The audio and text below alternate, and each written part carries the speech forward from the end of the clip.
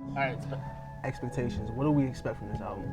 Kanye's For album. Kanye West. Yeah. Kanye West. Kanye West. The man of the album. Oh, well, I can give you a quote that Kanye said himself. Oh my God, not that one. I The know one what you're about gonna say. how this isn't the album of the year, it's the album of the life.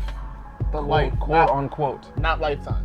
Let's The just life remember that. of the life. Of the life. So he's really building this album up to be something unbelievable, and it's kind of scary because Kanye has had great albums already, unbelievable albums, Yeah. and for him to say that this one already has probably surpassed all the other ones he's ever done, that's a lot of weight he's putting on this album already with that. So he's getting to the point where he could let people down with their expectations Not by only doing that. but he tweeted, and this is what got a lot of people worried. It didn't get me worried because, I mean, whatever, it's whatever to me. He said this is a gospel album. I mean, I said it to Gareth, and he brought up a valid point. When you think about it, gospel is kind of like uplifting music, and Context. Yeah.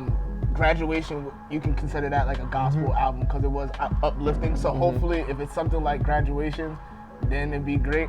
I'm just hoping that it's not something too far out and from like Real Friends and No More Parties in LA.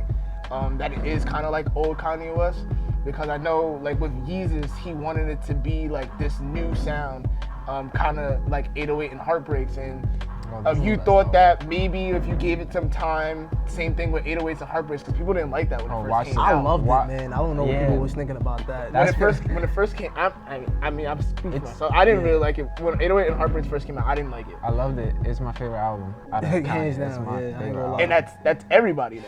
But like Yeezus thought the same thing maybe didn't happen. So like let's hope that I mean, it's maybe not we the could same way. give him more time. But 808s didn't like, you know, a year later, Yeah, it 2 wasn't years instant, later. you know? It took a while, and it's like we got that's to the true. point now where it's almost been what 9 years since that it came out. was an untouchable album for the main But part you- of what he was going through. Y'all want to hear something else? Another sleeper was Watch the Throne, and when it came out with Take Care and Carter To compare Carter Carter 4. 4, and then when it came out, I thought it was great. I thought it was a great album. That was a good year for music. Yeah. That was 2011. Oh yeah, 2000, absolutely. Yeah, 11. Yeah, That was it the was. year to So be what I was saying was, it was a great album. Watch the Throne was great to me, but everybody was like, no, Take Care is better.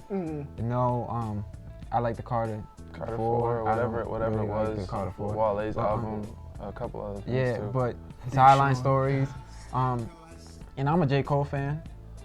That's my favorite rapper right now, and to me, Watch the Throne was the best out of all of them. And I still listen to Watch the Throne now, and I still say this was one of his greatest albums collab, because it's not only his, but he produced most of it. You know what I see is such an amazing trend with rap music. It's amazing, but it's like it's very worrisome because I feel like some of the best albums of all time never get to do when they come out. And it's always over time when you realize the art, and because the album was not made to be like to be like a sprint, it was made to run a marathon. Yep. And like albums like Jay-Z's Reasonable Doubt that didn't sell 1 million until like maybe 10-15 years after it came out, like Illmatic for Nas, like 808s, like we were talking about. Watch the Throne is another example. Those albums that I feel like are timeless are albums that aren't like, you know, they're timeless from the beginning. Like that's never how it is. It gotta sink in for you. Yeah, exactly. I think it's something also to think about in lines of like that is relevance. Like I remember I was talking to somebody that I know about music, and he was listening to a lot of Future, and he said, you know, it's hard listening to an artist when you can't emulate, when you can't find anything within the music that you can relate to. Yep. And Kanye West is definitely one of those people. You know what I'm saying? He's up there. You know what I'm saying? We can't relate to, I mean, as a college student, you know what I'm saying, going through the struggles, we can't. That's old Kanye, you know what I'm saying? That's not relevant anymore. So those albums is like, you know, those hit. This one, we might hear it, and in the distance, It's gonna you know take what I'm us a while. saying? It's gonna take us a while. Yeah. So